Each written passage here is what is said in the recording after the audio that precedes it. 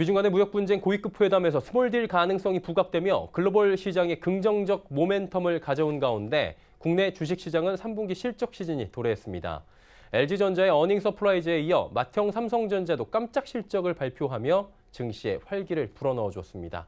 지난주에 이어 대형 제약바이오 업종들의 급등이 이어지며 코스닥 지수 상승을 이끌기도 했는데 자세한 주간 증시 흐름 앵커 리포트에서 정리해드립니다.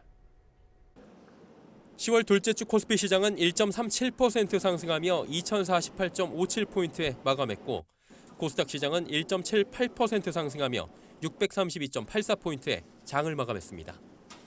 거래소 시장에서 개인과 외국인이 각각 2,252억 원, 951억 원을 매도했지만 기관이 2,959억 원을 순매수해주며 시장 상승을 이끌었고 코스닥은 기관이 2,588억 원을 팔았지만 개인과 외국인이 각각 1,197억 원, 1,727억 원을 매수해주며 시장 상승을 주도했습니다. 하지만 코스피 시장은 여전한 박스권 장세를 나타내며 지난 9월 24일 2,100선을 한 차례 돌파한 이후 다시금 하락해 2,020부터 2,080선에 박스권을 횡보하는 모습입니다. 박스권 장세 속에 3분기 어닝 시즌이 본격적으로 도래했습니다. LG전자가 영업이익 7,811억 원을 깜짝 발표했는데 이는 3분기 실적 중 역대 두 번째로 높은 실적입니다.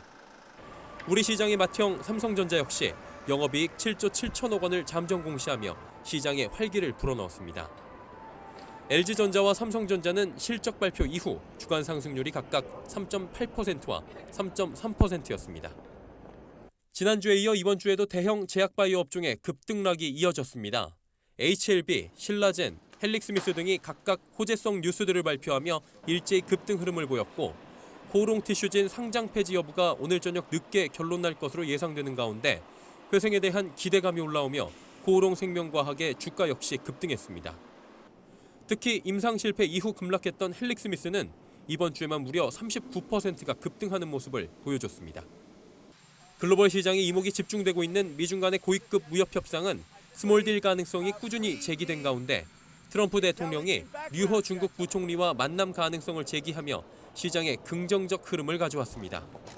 다만 오늘 밤 결정되는 협상 정도에 따라 당장 다음 주 15일로 예정된 중국에 대한 추가 관세 부과 여부까지 최종 결정될 것으로 예상되는 만큼 결과를 끝까지 지켜봐야 할 것으로 보입니다. 서울경제TV 서정덕입니다.